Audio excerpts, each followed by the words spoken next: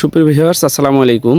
আমি এই মুহূর্তে আছি মধুমতি অ্যাগ্রো নার্সারিতে আসছি। আমাদের সাথে আছে আমাদের সুরদীয় বড় ভাই ফয়সাল ভাই আছেন।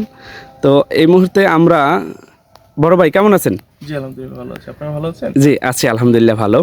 আচ্ছা, আমরা দেখতে পাচ্ছি ওয়ান্ডারফুল 2 এর একটি ফেস্টুন এখানে টানানো আছে। তাহলে এই সেটে এই যে চারাগুলো দেখতে পাচ্ছি, এটা কিসের চারা? আচ্ছা, যেহেতু জি। এটা ফেস্টুন টানানো আছে, জি। নিঃসন্দেহে ধরতে হবে এটা হচ্ছে ওয়ান্ডারফুল 2। আচ্ছা এটা আচ্ছা। জি আমাদের যে চারার গেট আপ হয়েছে মাশাআল্লাহ, এটা অনেক ভালো চারা হয়েছে। এটা আচ্ছা। মানে হার্ডেনিং স্টেজে আছে।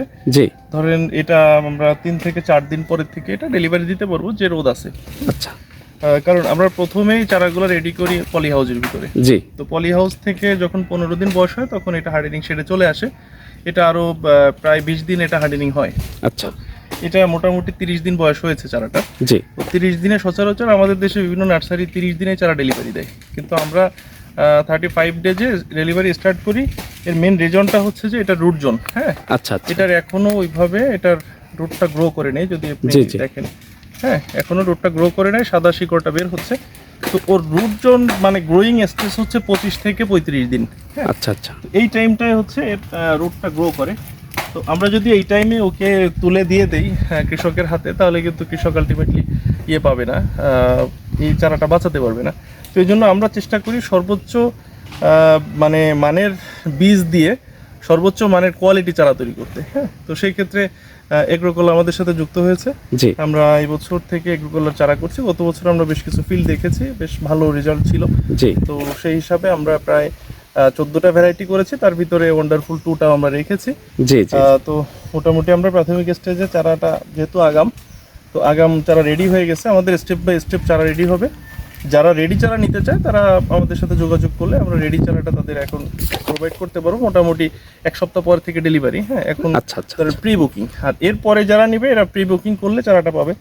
আর যারা চারা উৎপাদন করছে তাদের জন্য আমার পরামর্শ হচ্ছে যে আপনারা চারাটা অবশ্যই 30-35 দিন হলে তারপরে চারাটা রোপণ করবেন, এবং চারাটা হার্ডেনিং করে তারপর রোপণ করবেন। একটা চারা উৎপাদনের শুরু থেকে শেষ পর্যন্ত সব থেকে ইম্পর্টেন্ট স্টেপটা হচ্ছে হার্ডেনিং। ঠিক আছে? আর অবশ্যই মাটির চারাটাকে পরিহার করে আপনার কোকোপিটের চারা উৎপাদন করবেন। কারণ হচ্ছে এটা সয়েল বন্ড ডিজিজগুলো হচ্ছে টলারেন্স থাকে এই কোকোপিটে। দেখছেন আমরা একটা মাচার উপরে এখান থেকে জি। মাটি প্রায় হচ্ছে 2 ফিটের মতো একটা পার্থক্য। পার্থক্য তো দেখতে পাচ্ছি। মাটির সাথে এটার কোনো মানে সংস্পর্শ নেই। আর যেহেতু এটা আমরা চারাটা করছি হচ্ছে কোকোপিটে, জি। আমরা যদি একটা চারা তুলে দেখাই, একদম। তো এইখানে হচ্ছে সম্পূর্ণ কোকোপিট, ভার্মি কম্পোস্ট, ট্রাইকোডার্মা, মানে এটা সুস্থ চারা বলতে যা যা লাগে সেটা এটার ভিতরে দেওয়া আছে। আচ্ছা আচ্ছা। মানে এটা সয়েললেস। ঠিক আছে, এক কথায়। তো পৃথিবী এগিয়ে যাচ্ছে, কৃষিটাও এগিয়ে যাচ্ছে, আমরাও এগিয়ে যাব। আপনাদের অসংখ্য ধন্যবাদ। আসসালামু আলাইকুম। জি, আপনাকেও অসংখ্য ধন্যবাদ। সুপ্রিয় কৃষিপ্রেমী ভাই ও বন্ধুরা, আপনারা ফয়সাল ভাইয়ের মুখ থেকে অনেক অনেক গুরুত্বপূর্ণ বেশ কিছু আমরা টপিকস শুনতে পাচ্ছি। তো যারা সুস্থ সবল সুন্দর চারা নিতে চান তাদের উদ্দেশ্যে আমি একটাই বলবো, মধুমতি অ্যাগ্রো অ্যান্ড নার্সারি খুবই গুরুত্বপূর্ণ ভূমিকা পালন করবে আপনাদের কৃষিতে। তারা অনেকগুলা জাত নিয়ে কাজ করতেছেন। তার ভিতরে আমাদের, আপনারা শুনতেই পাচ্ছেন যে আমাদের ওয়ান্ডারফুল 2 এটা একটু অন্যতম জাত হিসেবে ভাইয়া কাজ